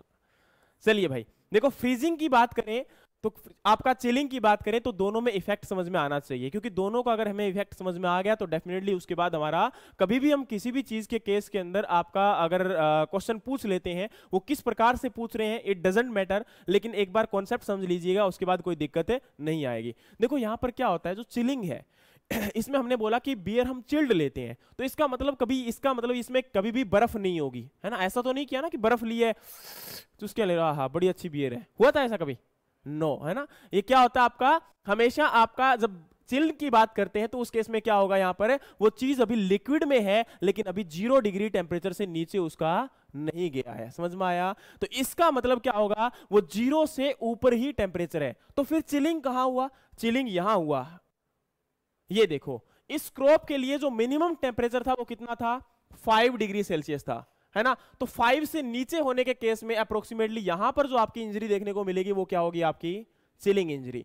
अब बोलोगे सर जिस क्रॉप का 0 डिग्री सेल्सियस अगर मिनिमम टेम्परेचर है, तो अगर वो इसको सहन कर सकती है तो उसके अंदर चिलिंग इंजरी होगी ही क्यों? अगर वो 0 को सहन कर सकती है तो चिलिंग होगी क्यों, फिर फ्रीजिंग आएगी, बात ही ठीक है। और इसके अंदर अगर हम बात करें तो 15 या 10 से नीचे जैसे ही जाएगा और वो 0 तक जो होगा वो क्या होगा, आपका चिलिंग इंजरी ही होगा, चिलिंग इफेक्ट ही होगा, समझ में आया। अब उसके बाद बात करते हैं आपका यहां पर फ्रीजिंग इंजरी की। तो फ्रीजिंग इंजरी जो होती है वो क्या होती है आपकी, यहां पर जो है इसके अंदर टेम्परेचर जब 0 डिग्री से नीचे चला जाएगा कोई भी चीज फ्रीज हो जाएगी। अब देखो होता क्या एक्चुअल में दोनों के केसेस के अंदर, देखिए मान के चलिए आपका जब कई बार एनवायरमेंट कूल होता है, यस और नो, और जब एनवायरमेंट कूल होता है मतलब ये नहीं कि बाहर सब कुछ फ्रीज हो गया है, लेकिन कई बार हम बाइक पे जा रहे हैं तो बाइक पे आपके हाथ पैर मतलब इस प्रकार से सुन्न हो जाते हैं, वर्क करना इफेक्ट करना बंद कर देते हैं। क्यों? क्योंकि अब उस समय क्या होता है, अगर वो चीज लंबे टाइम तक रहे तो हम बाइक से गिर जाते हैं, यस और नो। अगर वो प्रॉपरली कंट्रोल नहीं हुई तो हमारा जो बाइक के अंदर ब्रेक है या फिर क्लच है वो हम अगर नहीं लगा पाए तो उस समय क्या हो गया, बाइक गिर जाएगी और आपका अनएक्सीडेंटली डेथ भी हो सकती है अगर वो लॉन्ग टर्म तक वो चीज रहती है तो, यस और नो। उसी प्रकार से प्लांट के अंदर होता है, प्लांट में अगर आपका टेम्परेचर उससे नीचे चला जाए तो प्लांट की मेटाबॉलिक एक्टिविटीज क्या हो जाएंगी, स्टॉप हो जाएगी। और अगर मेटाबॉलिक एक्टिविटीज स्टॉप हुई तो डेफिनेटली प्लांट अपना प्रॉपर फंक्शन नहीं कर सकता, और प्रॉपर फंक्शन नहीं कर सकता तो फूड नहीं बना सकता, फूड बना भी नहीं सकता, फूड आपका ट्रांसपोर्ट भी नहीं कर सकता, और दोनों ही चीजें नहीं कर पाएगा तो अल्टीमेटली प्लांट की क्या हुई, डेथ। समझ में आया। दूसरा यहां पर अगर हम बात करते हैं तो फ्रीजिंग के केस में क्या होगा, जैसे मान के चलिए अभी आपका ब्लड जो है वो आपका फ्रीज हो जाए, जम जाए, तो क्या होगा, डेफिनेटली आपको पता है आपका वाटर जब फ्रीज होता है तो उसका वॉल्यूम एक्सपेंड होता है, यस और नो। और उसी प्रकार से आपके प्लांट के अंदर जाइलम और फ्लोएम क्या है, आपके वस्कुलर टिश्यूज हैं, यस और नो। प्लांट के अंदर जो आपके जाइलम एंड फ्लोएम है वो आपका फूड को ट्रांसपोर्ट करते हैं और वाटर को ट्रांसपोर्ट करते हैं, यस और नो। जैसे आपकी बॉडी के अंदर वेन्स एंड आर्टरीज होती हैं, वो क्या करती हैं, ब्लड सप्लाई का काम करती है। ब्लड आपका एक क्या करेगी, आपका जो आपका खराब ब्लड होगा, डीऑक्सीजनेटेड ब्लड होगा, उसको लेके जाएगी हार्ट तक, और हार्ट से आपका ऑक्सीजनेटेड ब्लड कहां जाएगा, बॉडी के ऑर्गन्स तक, समझ में आया। उसी प्रकार से आपका यहां पर जो जाइलम है वो रूट से वाटर को क्या करेगा, ट्रांसपोर्ट करेगा, कहां पर, प्लांट के लीफ के पास। और दूसरा हमारा लीफ क्या करेगा, फोटोसिंथेसिस करेगा, फूड को प्रिपेयर करेगा, and that food will be transported from source to sink, जहां पर आपका फूड डिपॉजिट होता है वहां पर जाकर वो क्या हो जाएगा, डिपॉजिट हो जाएगा। और फ्लोएम जो होता है उसमें 2 वे ट्रांसपोर्टेशन होता है, और जाइलम जो होता है उसमें 1 वे ट्रांसपोर्टेशन होता है। कैसे, देखो आपको पता होगा कोई भी आपका रोड है उसके अंदर अगर 1 वे है तो इसका मतलब है या तो आप जा सकते हो या फिर आप आ सकते हो, लेकिन दोनों काम कॉम्बिनेशन में कभी भी नहीं कर सकते। लेकिन जो 2 वे होता है वो क्या है, यहां पर आपका इसमें आ भी सकते हो और जा भी सकते हो, दोनों पॉसिबल है। तो यहां पर क्या होगा, ये फ्लोएम की कंडीशन है, मतलब फ्लोएम के अंदर जो फूड होगा वो आपका लीफ से कोई भी सोर्स तक ट्रांसफर हो सकता है, और जब लीफ को रिक्वायरमेंट है तो वापस उसके पास क्या हो सकता है, ट्रांसपोर्ट हो सकता है। लेकिन आपका जाइलम जो है वो वाटर को हमेशा रूट से लीफ तक ही ट्रांसपोर्ट करेगा, वापस वो कभी भी नहीं आएगा। अब इसके अंदर डिफरेंट डिफरेंट थ्योरीज होती है, आपकी मास फ्लो थ्योरी होती है, आपका ट्रांसपिरेशन पूल होता है, समझ में आया ना। तो उनके द्वारा क्या होता है, वाटर का अपटेक होता है प्लांट के द्वारा। समझ में आ रहा है कि नहीं आ रहा, यस और नो ऑनलाइन वालों?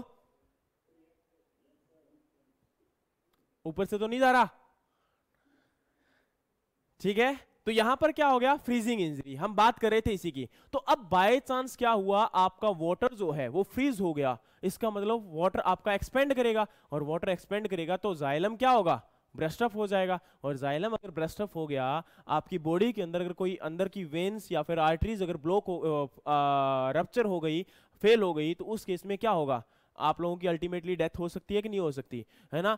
तो अल्टीमेटली क्या हो सकती है, डेथ हो सकती है, अगर प्रॉपर टाइम पर उसको क्योर ना किया जाए। तो वैसा ही यहां पर भी फ्रीजिंग इंजरी आपको देखने को मिलती है। अब हमारी आती है कौन सी, फ्रोस्ट इंजरी। फ्रोस्ट इंजरी में क्या होता है, इसमें डे में टेम्परेचर बहुत ज्यादा रहता है और नाइट के टेम्परेचर बहुत कम हो जाता है, बिकॉज उस समय ठंडी हवाएं बहुत तेज चलती हैं, और वो एकदम से जो टेम्परेचर का चेंज होता है, एकदम से जो वेरिएशन होती है, जैसे आप लोगों को गर्म और सर्द हो जाती है कि नहीं हो जाती, वही गर्म सर्दी इसको हो जाती है, ठीक है। और वही गर्म सर्द की वजह से क्या होता है, आपका प्लांट जो होता है वो आपका इफेक्टिव हो जाता है, सॉरी उसके अंदर समस्या आ सकती है, कोई भी डिसऑर्डर आपका हो सकता है, और वो आपका प्लांट अल्टीमेटली उसकी डेथ भी हो सकती है। समझ में आया या नहीं आया। ये हमारी इंजरीज थी, किसकी वजह से, लो टेम्परेचर। अब देखते हैं हमारा किसके, आपके हाई टेम्परेचर की वजह से। देखो डियर, हाई टेम्परेचर अगर होगा तो आपने नाम सुने होंगे सन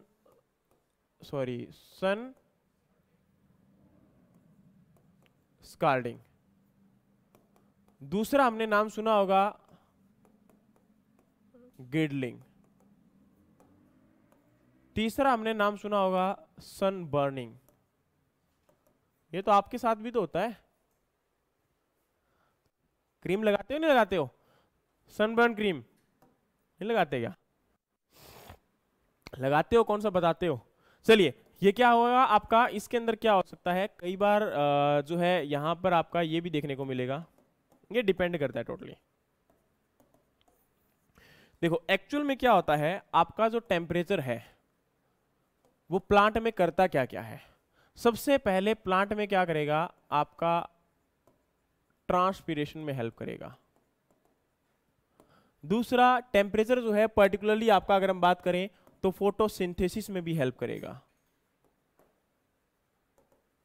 तीसरा, आपका जो वहां पर रिप्रोडक्शन या फिर जो फर्टिलाइजेशन प्रोसेस हो रही है वो भी आपकी क्या होगी, इससे इफेक्ट होगा। चौथा, जर्मिनेशन में भी इंपॉर्टेंट रोल प्ले करेगा। ये आपके वो मेजर फंक्शन है जो आपके प्लांट के अंदर टेम्परेचर के द्वारा क्या होते हैं, परफॉर्म होते हैं। होते हैं कि नहीं होते हैं, बिल्कुल होते हैं, डेफिनेटली होते हैं, ठीक है। तो यहां पर याद रखना कि ट्रांसपिरेशन जो है, फोटोसिंथेसिस है, रिप्रोडक्शन है, या फिर आपका जर्मिनेशन है, सारे आपके फैक्टर यहां पर इफेक्ट होंगे किसके द्वारा, टेम्परेचर के द्वारा, ठीक है। आप सब लोगों ने सुना होगा कि प्रॉपर अगर टेम्परेचर ना हो तो सीड जर्मिनेट नहीं कर सकता। क्यों, क्योंकि आपने कभी देखा है कि आपका कूल सीजन के अंदर वार्म सीजन की क्रॉप का सीड जर्मिनेट कर रहा है, no, this is not possible. उसी प्रकार से आपका यहां पर जो ट्रांसपिरेशन है, डेफिनेटली ट्रांसपिरेशन पूल हम बोलते हैं। ट्रांसपिरेशन में क्या होता है, पानी आपका लीफ के अंदर स्टोमेटा से बाहर आता है, आता है कि नहीं आता है। आपको पता होना चाहिए जितना प्लांट आपका पानी अपटेक करता है उसका 99% वाटर जो है वो बाहर एग्जीक्यूट कर देता है in the form of transpiration, ठीक है। तो वो भी पता होना चाहिए। और ट्रांसपिरेशन से जो वाटर आपका इवेपोरेट हो जाएगा और वो आपका कहां चला जाएगा, एनवायरमेंट में चला जाएगा। समझ में आ गया। उसके बाद है फोटोसिंथेसिस, तो सब लोगों को पता है एक पर्टिकुलर आपका फोटोसिंथेसिस प्रोसेस जो है वो टेम्परेचर पे ही डिपेंड होगा। इसीलिए तो हम बोल रहे थे optimum temperature, maximum temperature, minimum temperature, बोला था कि नहीं बोला था। और नेक्स्ट है रिप्रोडक्शन। रिप्रोडक्शन के लिए भी टेम्परेचर का बहुत इंपॉर्टेंट रोल होता है। अब हम जब बात कर रहे थे यहां पर तो आपके हाई टेम्परेचर की बात कर रहे थे, और यहां पर आपका एक पॉइंट और आ जाएगा कि ये पोलन जर्मिनेशन को भी क्या कर देता है, इफेक्ट कर देता है। किसको, pollen germination. And that is totally a entire, और you can say that initial process of the fertilisation और रिप्रोडक्शन। कैसे सुनते हैं, देखते हैं। आप सब लोगों ने देखा होगा आपके जो फ्रूट और सॉरी फ्लावर होता है, फ्लावर के अंदर आपका एक मेल पार्ट है एंड एक आपका फीमेल पार्ट है, यस और नो, ठीक है। ये आपका कुछ इस प्रकार से मेल पार्ट होता है, ठीक है। फिगर पे मत जाना, भावनाओं पे जाना। यहां पर क्या है आपका, अगेन सबसे पहले स्टिग्मा, दूसरा आपका स्टाइल, और तीसरा आपका ओवरी, ठीक है। यहां पर आपका मेल पार्ट होता है, मेल के अंदर अगेन आपका ये क्या है, एंथर है, ये क्या है आपका फिलामेंट है, ये क्या है आपका फिलामेंट है, ठीक है। एंथर क्या करेगा, अब एंथर के अंदर जो प्रेजेंट है उसको हम क्या बोलते हैं, पोलन। एंथर के अंदर क्या प्रेजेंट है आपका? पोलन। ठीक है, अब देखो ये आपका फिलामेंट वो स्टोक है जो कि एंथर को क्या करता है? कैरी करता है। मैंने क्या बोला? ये वो फिलामेंट आपका स्टोक है जो कि इसको एंथर को कैरी करता है, और एंथर के अंदर क्या होता है? पोलन होता है। ठीक है, ये पोलन क्या होगा आपका? इसके ऊपर ट्रांसफर होगा और स्टिग्मा के ऊपर जाएगा। याद रखना, अगर स्टिग्मा वेट हुआ, मैंने क्या बोला? अगर स्टिग्मा क्या हुआ? वेट हुआ, तभी ये क्या करेगा? पोलन को एक्सेप्ट करेगा, अदरवाइज ये पोलन को एक्सेप्ट नहीं करेगा। लेकिन अगर टेम्परेचर ज्यादा हो गया तो इससे मॉइस्चर क्या हो जाएगा? रिमूव हो जाएगा, और ये वेट नहीं होगा, ये ड्राई हो जाएगा, और ड्राई होगा तो ये पोलन को एक्सेप्ट करेगा क्या? नो। अगर पोलन को एक्सेप्ट ही नहीं करेगा तो क्या आपका फर्टिलाइजेशन प्रोसेस हो पाएगा? क्या नहीं, डेफिनेटली पोलन ट्यूब नहीं बनेगी। पोलन ट्यूब नहीं पड़ेगी तो आपका पोलन का जो स्पर्म है वो अंदर नहीं जाएगा। अंदर नहीं जाएगा तो डेफिनेटली हमारा क्या होगा? आपका डिस्कार्ड हो जाएगा, या फिर पोलन जर्मिनेशन प्रोसेस कंप्लीट नहीं हो पाएगा। समझ आया या नहीं आया? यस और नो? भाई दूसरे को देख के हाँ मत वरना। चलिए, शुक्र है।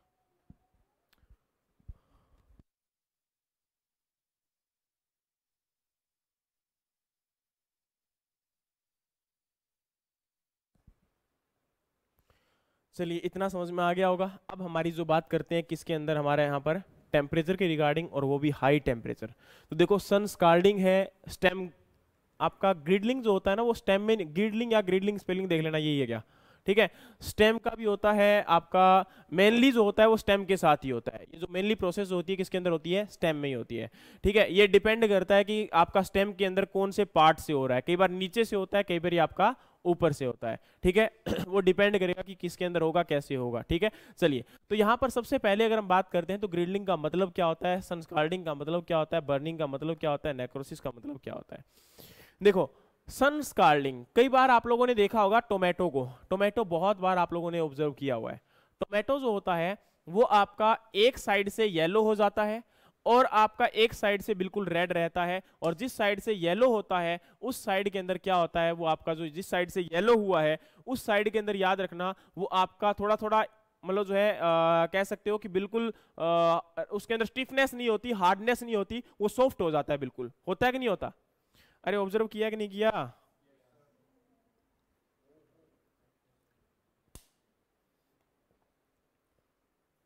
क्या है, टमाटर आपका जो इस साइड से, या टोमेटो आपका येलो हुआ था या फिर आपका वाइट हुआ था, ठीक है, वो टेम्परेचर की वजह से ही हुआ था। और वो जो कंडीशन होती है वो हमारी क्या होती है? सन स्काल्डिंग होती है। समझ में आ गया? वो हमारा क्या होता है, क्योंकि उस साइड में टेम्परेचर बहुत ज़्यादा हो जाता है और वहाँ से टिश्यू जो होते हैं वो आपके डेड हो जाते हैं, और जिसकी वजह से टोमेटो आपका सॉफ्ट हो जाता है और आपका रंग यानी कि जो कलर है वो वहाँ से पिगमेंट जो होता है वो लॉस हो जाता है। और आपके टोमेटो के रेड कलर के लिए कौन सा पिगमेंट रिस्पॉन्सिबल है? एंथोसाइनिन। अच्छा, और कैरेट में कौन सा है? कैरोटीन। अच्छा, तो आपके इन पिगमेंट्स को जरूर याद कर लेना, और इनके अंदर जो पंजेंसी होती है उसको भी याद कर लेना। जैसे आपके चिली के अंदर अगर हम बात करें तो आपका रेड कलर किसकी वजह से होता है? कैप्सीजेंथीन, है ना। और जो आपका पंजेंसी होती है वो किसकी वजह से होती है? कैप्सीसीन। देखो, आपको मिर्ची खाते हो तो क्या होता है? सी, है ना, तो कैप्सीसीन। लेकिन कैप्सीजेंथीन, जेंथीन क्या है आपका? कलर को, लेकिन कैप्सीसीन, है ना। तो पंजेंसी का मतलब यही तो होता है कि वो आपका मिर्ची लगना जो आपका कंडीशन है वो क्या है? पंजेंसी तो होती है। उसी प्रकार से अनियन खाते हो तो अनियन में भी पंजेंसी होती है कि नहीं होती? किसकी वजह से होती है? अच्छा, तो फिर गार्लिक में किसकी वजह से होती है? डाइलाइल डाइप्रोपाइल है ना। तो आपका देखो यहाँ पर याद रखना, आपका एलाइल प्रोपाइल डाइसल्फाइड किसके अंदर है? अनियन में है। और गार्लिक में क्या है आपका? डाइलाइल डाइप्रोपाइल सल्फाइड, है ना। तो ये आपके लिए इंपॉर्टेंट है, इनमें कंफ्यूजन भी होती है, और डेफिनेटली जितना इनको रिपीट करोगे, कई बार क्या सोच लेते हैं हम, यार इतनी इजी चीज है ये तो कई बार एग्जाम में आई है, ये तो हम आंसर कर ही देंगे। लेकिन एग्जाम में क्या होता है, एग्जैक्टली यही चीज होती है, हम वहीं पर जाकर कंफ्यूज हो जाते हैं। और मैं बार बार आपसे, आज आपकी सेकंड या थर्ड क्लास होगी, लेकिन जैसे ही आपकी एंड की क्लास आएगी उस समय भी मैं यही बोलूंगा कि आप सबसे ज्यादा आंसर वही गलत करने वाले हो जो आपको सबसे ज्यादा आता है। इसका रीजन एक ही है, क्योंकि आप रिवीजन नहीं कर रहोगे, आप उसको जो है बार बार नहीं स्टडी करोगे, आप जो है उसको एक बार में स्टडी करोगे और आपका टाइम पास है हो जाएगा। समझ में आया कि नहीं आया? अरे भैया, सर नो। ठीक है, तो प्लीज रिपीट के अंदर पढ़ना बहुत जरूरी है, डेफिनेटली आपको जो है उससे हेल्प मिलेगी। और नेक्स्ट अगर हम बात करें तो यहाँ पर आपका गिडलिंग, देखो इसमें क्या होता है, स्टेम जो होता है ना उसके ऊपर से बार्क जो होती है वो बार्क आपकी रिमूव होना स्टार्ट हो जाती है, उससे जो होगा वो बार्क आपकी कंप्लीट डेड होने स्टार्ट हो जाती है, उसके टिश्यूज डेड होने स्टार्ट हो जाते हैं, और उस कंडीशन को हम लोग क्या बोलते हैं, आपका जो है स्टेम गिडलिंग। ठीक है, और इसके अंदर क्या होता है, ऊपर की बार कंप्लीट रिमूव होना स्टार्ट हो जाएगी तो डेफिनेटली प्लांट अंदर से एक्सपोज हो जाएगा, और एक्सपोज हो जाएगा इंटरनली, अगर कोई चीज एक्सपोज हो गई तो डेफिनेटली वो क्या हो जाएगा, आपका डेड हो जाएगा। यस और नो? चलिए, उसी प्रकार से कई बार आप लोगों ने देखा होगा, आपकी स्किन अगर रिमूव होना स्टार्ट हो जाए ऊपर से, ठीक है, अगर रिमूव होना स्टार्ट हो गया तो अंदर से क्या होगा, आपको मतलब होगा ना डेफिनेटली। देखो यहाँ पर क्या होता है, कई बार ये भी याद रखना कि प्लांट के अंदर वाटर जो है वो केवल बाहर निकलता है, क्या कहां से बाहर निकलता है, लीफ से बाहर निकलता है या फिर स्टेम से भी बाहर निकलता है? लीफ से तो बाहर निकलता है, लेकिन एक्सट्रीम कंडीशंस में आपके स्टेम के अंदर जो लेंटिसेल्स होती हैं, क्या होती हैं, स्टेम के अंदर लेंटिसेल्स होती हैं, उनसे भी बाहर निकलता है, उससे भी आपका ट्रांसपिरेशन पॉसिबल हो सकता है, but that is a different condition. ठीक है, वो टोटली ये नहीं कि हमेशा वहां से होता है, तो उस चीज को हमेशा आप याद रखना। नेक्स्ट आपका है सन बर्निंग, ये कुछ नहीं है, जब टेम्परेचर का इफेक्ट आपका ज्यादा हो जाए तो उस केस में आपका सन बर्निंग जो है वो फ्रूट के ऊपर, लीफ के ऊपर, हर पार्ट के ऊपर देखने को आपको मिलेगी, आपका जो प्लांट होगा वो विल्टिंग कंडीशन में आ जाएगा, that is the sun burning. और उसके बाद हमारा है नेक्रोसिस। सन बर्निंग का मतलब क्या होता है, कई बार आप लोग मतलब क्या होते हो, बहुत तेज धूप में आप चल के आए हो कहीं से, तो क्या होते हो, आते ही बेड पे पड़ जाते हो ना? यस और नो? यस, आप तो अभी आए हो मेरे को लगता है। यस और नो? यस और नो? नेक्स्ट आपका है नेक्रोसिस। देखो नेक्रोसिस की बात करें तो क्या होता है, नेक्रोसिस का मतलब होता है एक्चुअल में आप जब भी बोलोगे तो बोलोगे सर डेथ ऑफ टिश्यू, लेकिन याद रखना ये एक्चुअल में डेथ ऑफ टिश्यू नहीं है, ये एक्चुअल में क्या होता है, दिस इज द आपका, अगर हम बात करें तो इसके अंदर क्या होता है, एक्चुअल में ये आपका डोरमेंट कंडीशन में चला जाता है, लेकिन ऐसी डोरमेंट और इरिवर्सिबल कंडीशन होती है जहां पर ये लॉन्ग टाइम तक सस्टेन नहीं कर सकता और अल्टीमेटली क्या हो जाती है, डेथ हो जाती है। ठीक है, कभी भी याद रखना, ये आप लोग जब भी पढ़ोगे तो इसको डेथ ऑफ टिश्यू ही पढ़ोगे, जब भी आप जहां भी अच्छी बुक में पढ़ोगे तो भी आप एक ही बात पढ़ोगे, डेथ ऑफ टिश्यू। लेकिन अगर कोई रिसर्च पेपर आपको मिलेगा ढंग का तो उसमें आपको डेफिनेटली पढ़ने को मिलेगा कि this is not actually death of tissue, ये आपका क्या होता है, एक अनरिवर्सिबल आपका जो है प्लांट का डोरमेंट कंडीशन में या फिर लीफ का डोरमेंट कंडीशन में जाना होता है, जहां पर डेथ जो है आपकी नेसेसरी है या होनी ही होनी है, उसको हम क्या बोलते हैं, आपका नेक्रोसिस बोलते हैं। और इसमें आपका लीफ जो होगा वो कंप्लीट ड्राई हो जाएगा, ब्लैक हो जाएगा, ब्लैक स्पॉट आ जाएगा। और जैसे कि आपका नेक्रोसिस देखने को मिलता है किसके, पोटेशियम की डेफिशिएंसी में, कहां पर, आपका साइड से। ठीक है, नेक्रोसिस होता है कहां से, स्टेम के लीफ मार्जिन से। ठीक है, चलिए नेक्स्ट है पोलन जर्मिनेशन, ये आपको मैंने ऑलरेडी क्या कर दिया, डिस्क्राइब कर दिया। यस और नो? अब हम बात करते हैं यहां पर आपका अगला पार्ट, और उसमें हम देखते हैं कि आपका टेम्परेचर जो है वो हम लोग कंट्रोल कर सकते हैं विद द रिस्पेक्ट। एक चीज याद रखना, अगर आप क्वेश्चन पूछोगे ना तो ऑनलाइन वालों क्वेश्चन वही पूछना जो वीडियो ऑन करके बैठा हुआ है। अगर बिना वीडियो के आपने क्वेश्चन पूछा तो मुझे ये नहीं पता कि आप लोग पढ़ रहे थे या आप नहीं पढ़ रहे थे, क्योंकि देखो डेफिनेटली अगर आपने क्वेश्चन पूछना है तो मुझे भी तो श्योरिटी चाहिए ना कि आप लोग पढ़ रहे हो। भाई डेफिनेटली ये चीज तो होनी चाहिए, वरना मुझे क्या पता कि आप लोग वीडियो में आराम से सो रहे हो और एकदम से जाग आई, सर ये बताना टॉपिक क्या था, है ना, तो फिर मैं देखो वो नहीं करूंगा। आप अगर वीडियो को ऑन कर रहे हो तो डेफिनेटली मैं आपको देख रहा हूं, ठीक है, लगातार कंटिन्यू वीडियो ऑन रहेगी तो आंसर करूंगा, अदरवाइज आंसर नहीं करूंगा, चाहे कुछ भी कर लेना मेरा। ठीक है, तो ये आपका क्या है टेम्परेचर। टेम्परेचर को हम कंट्रोल कैसे कर सकते हैं, देखो भाई आपका नॉर्मली वैसे तो कंट्रोल नहीं हो सकता, लेकिन एक चीज पॉसिबल है, दैट इज द इरिगेशन। अगर आप लोग इरिगेशन करते हो तो टेम्परेचर आपका कुछ हद तक एक लिमिट में क्या किया जा सकता है, कंट्रोल किया जा सकता है। बोलोगे सर कैसे, देखो ध्यान से सुनना, अगर हम इरिगेशन देते हैं विंटर सीजन में तो भी हम इरिगेशन ही प्रोवाइड करवाते हैं, और अगर समर सीजन होता है तो डेफिनेटली हम इरिगेशन प्रोवाइड करवाते हैं। ठीक है, अब कहानी बताता हूं कैसे।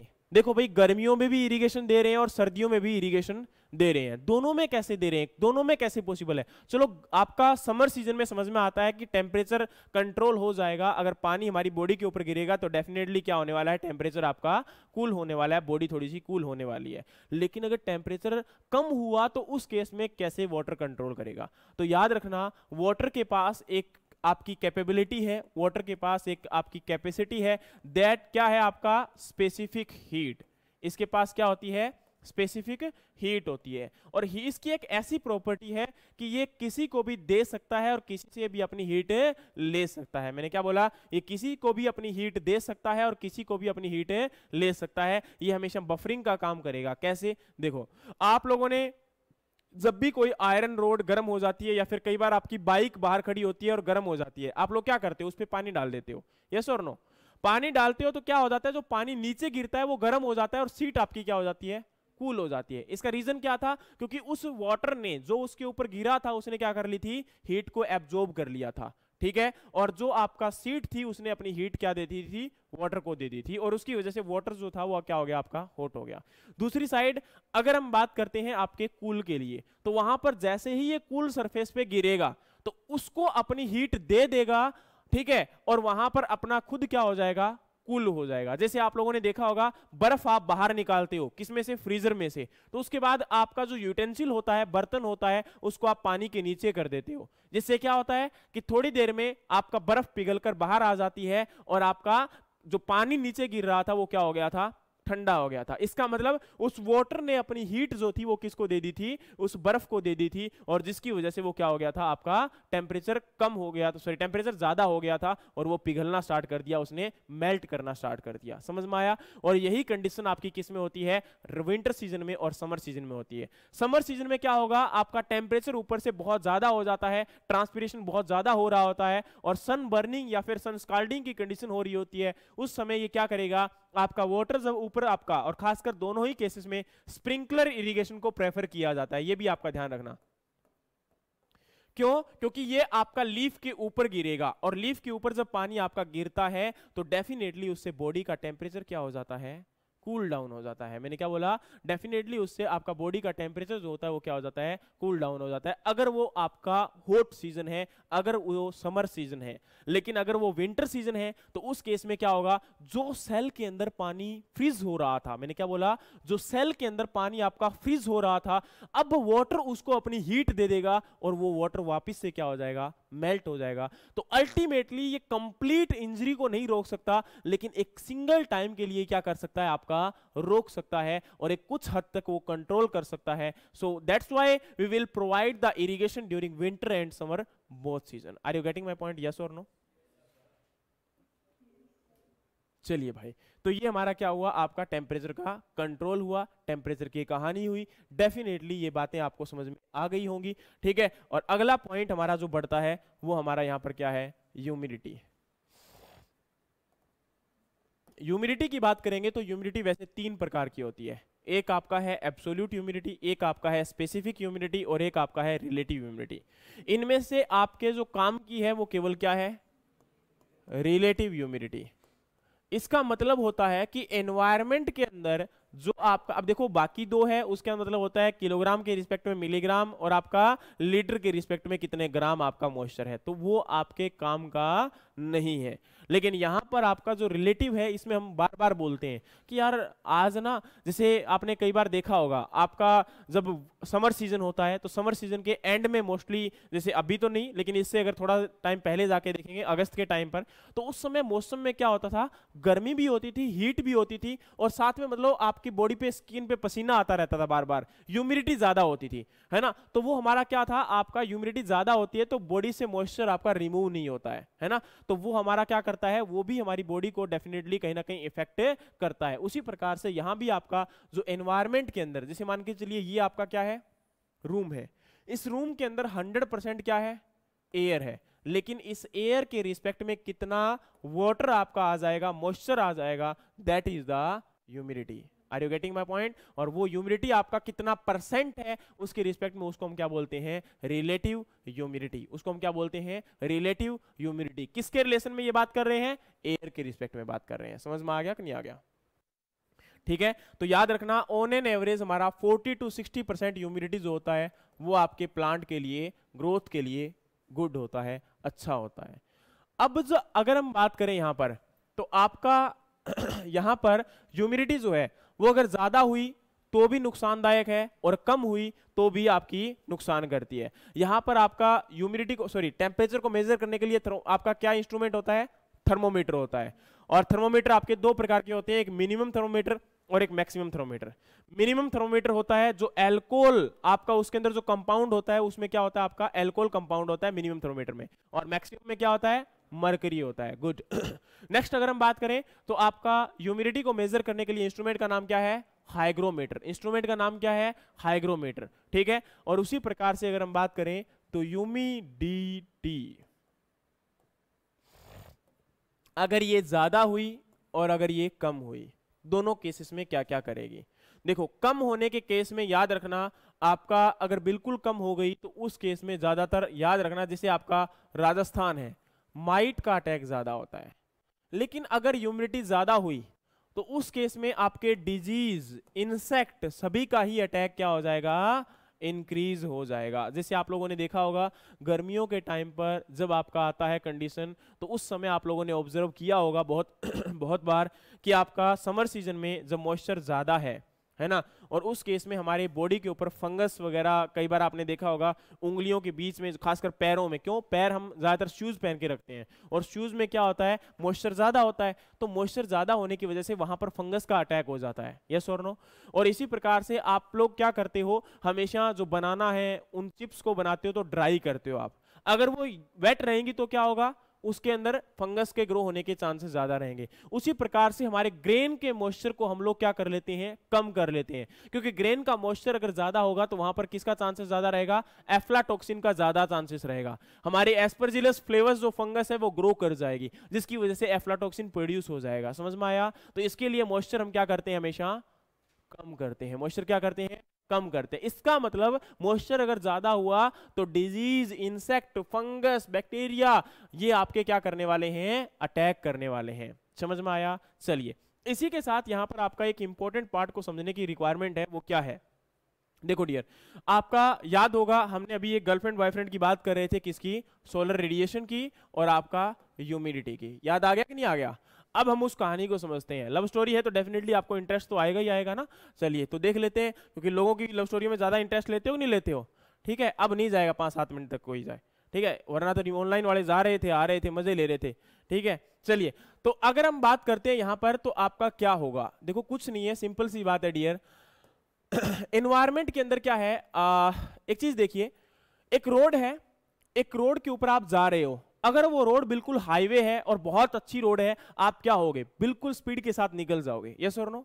दूसरा क्या है, उसके बीच में अगर कहीं पैचेस हैं, थोड़े से मतलब गड्ढे से, छोटे छोटे स्मॉल गड्ढे हैं, तो क्या होगा? आपकी स्पीड थोड़ी सी कम होगी। लेकिन वहीं अगर पत्थर रखे हुए हैं बीच में, तो क्या होगा? आपके टायर ऊपर नीचे होते हुए हो सकता है पहुंचे या ना पहुंचे। समझ में आ गया? डिपेंड करेगा गड्ढे कितने बड़े हैं और पत्थर कितने बड़े हैं। समझ में आ गया? तो यही कहानी यहां पे है। सोलर रेडिएशन आती है, ठीक है, और सोलर रेडिएशन का एक्चुअल जो प्यार है वो है किसके साथ? लीफ के साथ। लेकिन मॉइस्चर इसके साथ क्या है? बाहर वाली है भाई। डेफिनेटली ये बाहर से घर आएगा तो कहीं ना कहीं तो अट्रैक्शन करनी पड़ेगी ना, तो बीच में मॉइस्चर होता है।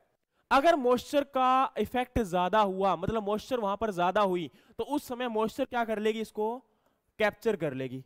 यस और नो? और इसको यहां तक नहीं पहुंचने देगी। तो उस केस में लीफ क्या फोटोसिंथेसिस कर पाएगा कंप्लीट? नो। तो अब मुझे एक बात बताइएगा, आप लोगों ने फ्रूट तोड़े हैं कभी? अरे भाई किसी पेड़ से फ्रूट तो डेफिनेटली ब्रेक डाउन किए होंगे ना? अच्छा किए हैं। तो क्या होता था, ऊपर से जब फ्रूट आपका नीचे आके गिरता है तो क्या पर्टिकुलर लोकेशन पता होती है कि कहां आके गिरेगा? नो। तो आप लोग क्या करते थे? फ्रूट को कैप्चर करते थे, या तो हाथ से ऐसे पकड़ लेते थे। लेकिन अगर फ्रूट ज्यादा आ रहे हैं तो क्या करोगे? फिर आपको हाथ ऐसे करने पड़ते थे, 2-3 करने पड़ते थे। ज्यादा हो जाए तो शर्ट आपकी आगे आ जाती थी। उसके बाद अगर ज्यादा आ जाए तो फिर आपको एक, है ना, पल्ली बोल दो या फिर मतलब चादर नीचे आपको डालनी पड़ती है डेफिनेटली, और उसके ऊपर क्या होगा, फ्रूट आपके कलेक्ट होकर कहां आ जाएंगे, बीच में आ जाएंगे। बीच में अगर गड्ढा सा बन जाता था वहां पर सारे क्या हो जाते थे, कलेक्ट हो जाते थे। इसका मतलब अगर आपको लार्ज एरिया से कैप्चरिंग करनी है तो आपको उसका साइज भी क्या करना पड़ेगा, इंक्रीज करना पड़ेगा। तो यहां पर यही बात है, ये लीफ, अब ये लीफ अपनी ब्रॉडनेस को बढ़ाएगी, ये बोलेगा मेरे को प्यार भाई तेरे से है, सिंपल सी बात है। और डेफिनेटली ये प्यार है, इसका घर वाला है, तो ये क्या करेगा, इसको कैप्चर करने की कोशिश करेगा, और कोशिश करेगा तो डेफिनेटली ये क्या करेगा, अपने लीफ को साइज को इंक्रीज करेगा। अगर जैसे ही मॉइस्चर क्या होगी, इंक्रीज होगी। और जाइए अब साउथ इंडिया में और देखिए बनाना के प्लांट को और बनाना के लीफ को। बनाना का लीफ का साइज बहुत बड़ा होता है, वहीं अगर हम देखें तो कोलोकेशिया यानी कि आपका जो है यहां पर देखें तो उसका भी लीफ का साइज क्या होता है, बहुत बड़ा होता है। पपाया का लीफ का साइज बहुत बड़ा होता है। जहां पर ह्यूमिडिटी ज्यादा होती है और उस केस के अंदर लीफ अपनी जो है क्या करता है, अपने आप को एक्लेमेटाइज कर देता है और साइज को इंक्रीज कर लेता है। और उसी साइज के इंक्रीज की वजह से अगर हम बात करें तो वहां पर हमारा लीफ का साइज इंक्रीज या डिक्रीज हो जाता है due to the humidity and solar radiation का रिलेशनशिप आपस में कैसा है। समझ में आ गया कि नहीं आ गया। वहां पर ह्यूमिडिटी अगर ज्यादा होगी तो लीफ का एक्सपेंशन ज्यादा होगा, और ह्यूमिडिटी अगर कम होगी तो लीफ का एक्सपेंशन आपका कम होगा। समझ में आया कि नहीं आया। ये हमारा क्या था, सोलर रेडिएशन, ह्यूमिडिटी और टेम्परेचर की कहानी थी। अगर नहीं समझ में आया है तो आप लोग बता सकते हो, अदरवाइज हम आगे चलते हैं। चलिए नेक्स्ट अगर हम बात करें तो हमारा अगला पार्ट आएगा विंड। देखो डियर, विंड की कहानी क्या है। विंड कुछ नहीं है, आपका जो एयर मूवमेंट करती है that is the known as wind. मैंने क्या बोला, जो एयर मूवमेंट करती है that is the known as wind. ठीक है, तो आपका याद रखना 4 to 6 kilometre per hour is the best for the agriculture crop production. ठीक है, उसमें याद रखना कि आपका विंड की स्पीड अगर कम हो गई तो क्या इफेक्ट होगा, और ज्यादा हो गई तो क्या इफेक्ट होगा। ज्यादा होने के केस में क्या होगा, प्लांट आपका गिर जाएगा, है ना। स्पीड अगर ज्यादा हो जाए, आपको पता है आंधी तूफान अगर आ रहा है तो डेफिनेटली प्लांट क्या हो जाएगा, गिर जाएगा। लेकिन अगर विंड की स्पीड क्या रहे, आपकी कम रहे, ठीक है, उस केस में क्या होगा, अगर स्पीड बिल्कुल कम हो जाए, बिल्कुल बंद हो जाए, उस केस में क्या होगा उस केस में याद रखना कि अगर बहुत कम हो जाए तो वहां पर आपका जो सफोकेशन जो कंडीशन जिसे आप बोलते हो, कई बार आप लोग बोलते हो ना, हो सांस नहीं आ रहा, हवा ही नहीं चल रही, तो वो कंडीशन वो होती है, वो सफोकेशन की कंडीशन होती है। मतलब हवा का चलना बहुत जरूरी है, किसके लिए, प्रॉपर आपका मूवमेंट होने के लिए। अगर हवा बिल्कुल कम हो गई या बहुत ज्यादा हो गई, दोनों ही केस में हमारे जो पोलिनेटर होते हैं उनकी एक्टिविटी क्या हो जाएगी, बंद हो जाएगी। यानी कि हनी बी जो है उसका आपका एक्टिविटी बिल्कुल क्या हो जाएगा, ब्लॉक हो जाएगा। और डेफिनेटली अगर हनी बी का एक्टिविटी अगर ब्लॉक हुआ तो उस केस में क्या होगा, आपका पोलिनेशन प्रॉपर नहीं हो पाएगा, और पोलिनेशन प्रॉपर नहीं हो पाएगा तो आपको पता है हनी बी के ऊपर अप्रोक्सीमेटली 95% जो आपका फूड है वो किसके ऊपर डिपेंडेंट है, हनी बी के ऊपर डिपेंडेंट है। बोलोगे सर पोलिनेशन तो और भी होता है, डेफिनेटली। कितनी क्रॉप में आपने सुना होगा, मैंगो के अंदर आपका हाउस फ्लाई सुना होगा, लीची के अंदर हाउस फ्लाई सुना होगा, बाकी कितनी क्रॉप है, चलो मान के चलिए फिग में सुन लिया होगा, फिग में वास्प की वजह से होता है ना। किसका, हनी बी। अगर आपकी बिल्कुल एक्टिविटी, हनी बी का क्या है कि अगर हवा बिल्कुल कम हो गई, जैसे आपको सफोकेशन होती है वैसे ही वो भी आपका क्या होगा, सफोकेशन की वजह से वो आपका देखो डेफिनेटली क्या होगा, अगर सफोकेशन होगी तो क्या आप वर्क कर पाओगे, नो। और उसी प्रकार से वो वर्क नहीं करेगी, वो अपने घर से बाहर ही नहीं निकलेगी, तो उस केस में क्या होगा, क्या वो पोलिनेशन कर पाएगी। दूसरा बात अगर हम बात करते हैं तो अगर हवा बहुत तेज चली तो भाई बहुत तेज अगर आंधी चल रही होती है उसमें आप खेत में काम कर रहे होते हो क्या, नो।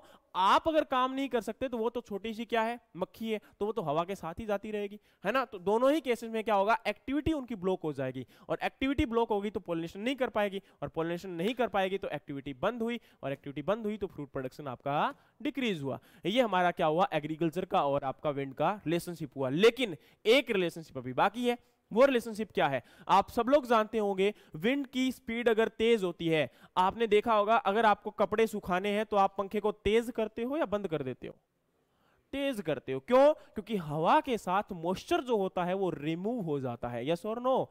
तो सेम बात यहां पर याद रखना, ट्रांसपिरेशन प्रोसेस कब इंक्रीज होगी, तेज हवा में या कम हवा में। जितनी तेज हवाएं होंगी उतना ट्रांसपिरेशन ज्यादा होगा, उतना ही वाटर का लॉस ज्यादा होगा, उतनी ही वाटर की डिमांड इंक्रीज होगी। समझ में आ गया, चलिए भाई, उसके साथ अगर हम बात करें यहां पर, तो आपका विंड के साथ एक चीज रिलेशनशिप और आपका डिपेंड है. What is that? That is the atmospheric pressure. देखो,